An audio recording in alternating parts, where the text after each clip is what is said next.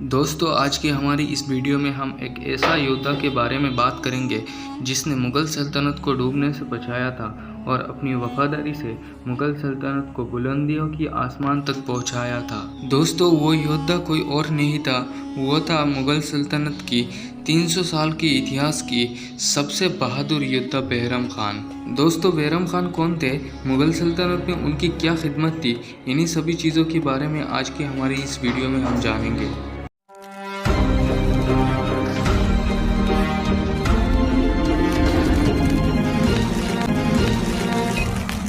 दोस्तों, ये बात तब की है जब मुग़ल सल्तनत की फाउंडर ज़हीरुद्दीन बाबर की मौत के बाद उनकी बेटे हुमायूं के कंधे पे मुग़ल सल्तनत की जिम्मेदारी आ गई थी। लेकिन बदकिस्मती से इसके 10 साल बाद उन्होंने सल्तनत की गद्दी खो दी थी और वो दर दर की ठोकरें खाने लगे थे और हालात इस कदर बदतर हो गई थी कि सल्तनत के ऊपर एक ऐसा खतरा मंडरा रहा था जिसकी वजह से मुग़लों की अस्तित्व भी मिट सकती थी। लेकिन दोस्तों, फिर वक्त ने ऐसा करवट लिया जिसने पूरी कहानी ही बदल डाली। दरअसल दोस्तों, उस समय बदख्शान से आया हुआ एक ऐसा योद्धा की मुग़ल सल्तनत में एंट्री हुई जिसके कमांड में मुग़लों की फौज में आशा की किरणें देखने लगी। उसने अपनी शानदार रणनीतियों से न सिर्फ दिल्ली जीती बल्कि दिल्ली में मुग़लों की फिर से वापसी करवाई। जी हाँ दोस्तों, वही जाबाज था बैरम खान। दोस्तों, बैरम खान की जन्म 18 जनवरी 1501 ईस्वी में बदख्शान में हुआ था। ये वही बैरम खान थे जिन्होंने बाद में जाकर मुग़ल सल्तनत की सबसे कामयाब और महान बादशाह अकबर की हिफाजत के लिए ढाल बन के हमेशा खड़ा रहे थे और उनकी उस्ताद भी थे। दोस्तों, इतिहास में जब भी मुग़लों की नाम की चैप्टर आता है तब हुमायूं के बाद सबसे अहम किरदार जो होता है वो होता है बैरम खान की। दोस्तों, इतिहासकार लिखते हैं सन 1555-56 में दिल्ली की गद्दी को लेकर जो सूरी सल्तनत और मुग़ल सल्तनत के बीच जंग हुई थी उसे जिताने में बैरम खान की सबसे बड़ा योगदान था। उस जंग में जहां सूरी सल्तनत के पास 80,000 की फ़ौज थी तो वही मुग़ल सल्तनत के पास सिर्फ 40,000 की ही थी।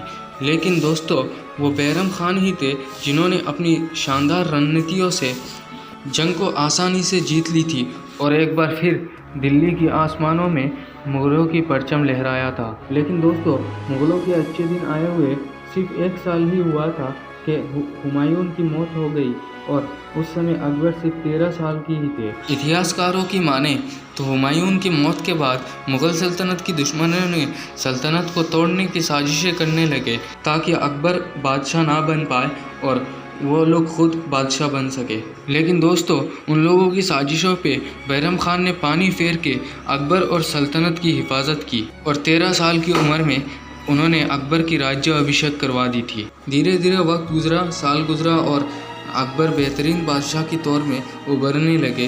कहा जाता है कि अकबर जो इतना महान और कामयाब बादशाह हुए इसकी सिर्फ एक ही वजह थे और वो थे बैरम खान। लेकिन दोस्तों, धीरे धीरे सल्तनत की वही दुश्मनों ने बैरम खान के खिलाफ अकबर की कान भरने लगे और इसका नतीजा ये हुआ कि अकबर और बैरम खान के बीच दूरियां धीरे धीरे बढ़ने लगी और इसके बाद बैरम खान ने पूरी मुग़ल सल्तनत अकबर के हाथों में सौंप दी और ख़ुद हज के लिए रवाना हो गए। कहा जाता है कि एक बार जब वो गुजरात की पठान इलाके से गुजर रहे थे तब उनकी कुछ दुश्मनों ने उन पर हमला कर दी और इस अजीम योद्धा की मौत हो गई।